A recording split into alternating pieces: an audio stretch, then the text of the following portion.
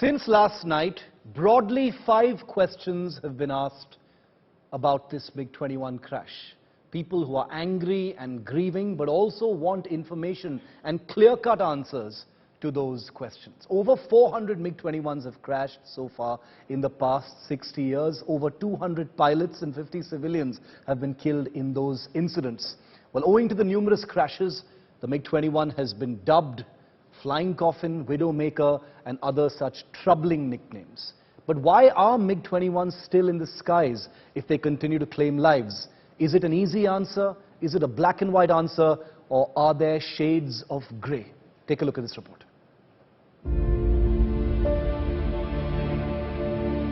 Two new young faces of an Indian Air Force aircraft with a singularly notorious reputation. Two pilots killed in the prime of their lives and combat careers, leaving devastating questions that haven't been answered properly in years.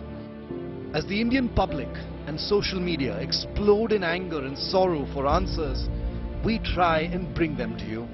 First, the facts.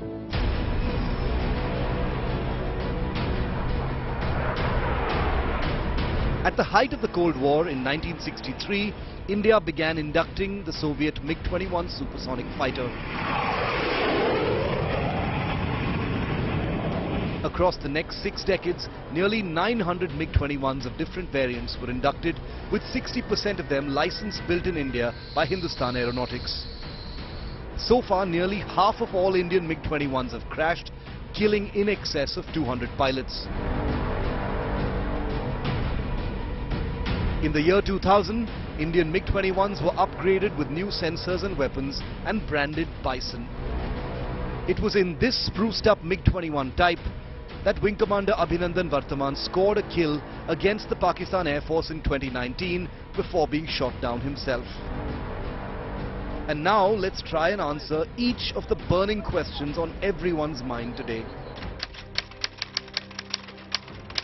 Question 1. Why do MiG-21s crash so much?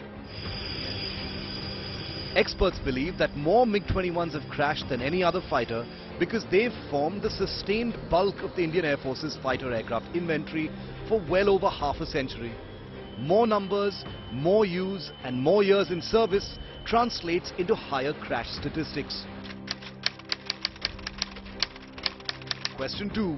Why the hell are MiG-21s still in service? The answer to this should infuriate every Indian. The Indian Air Force has had to keep its MiG-21 fleet in service much longer than it would have wanted, simply because of the massive delays in induction of new fighters. Question 3. Is the Indian Air Force in such a crunch that it still needs MiG-21s? This is actually the clincher question. The Indian Air Force is indeed in a crunch thanks to delays.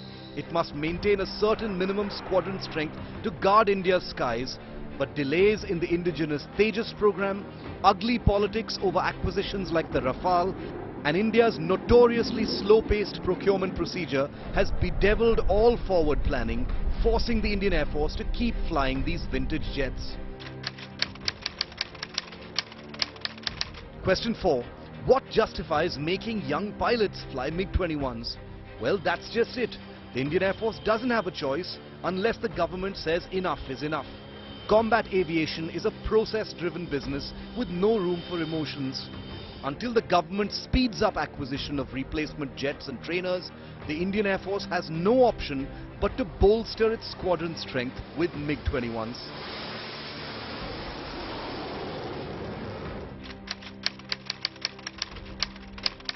And finally, question 5. Will the government put process aside and take a hard call? This is the multi-billion-dollar question. So far, the government has pushed the pedal on acquiring indigenous Tejas fighters, but a stopgap program to buy over 100 foreign jets has drifted for years without clear forward movement. The questions we've answered here aren't new ones. They've burned for 2 decades and counting.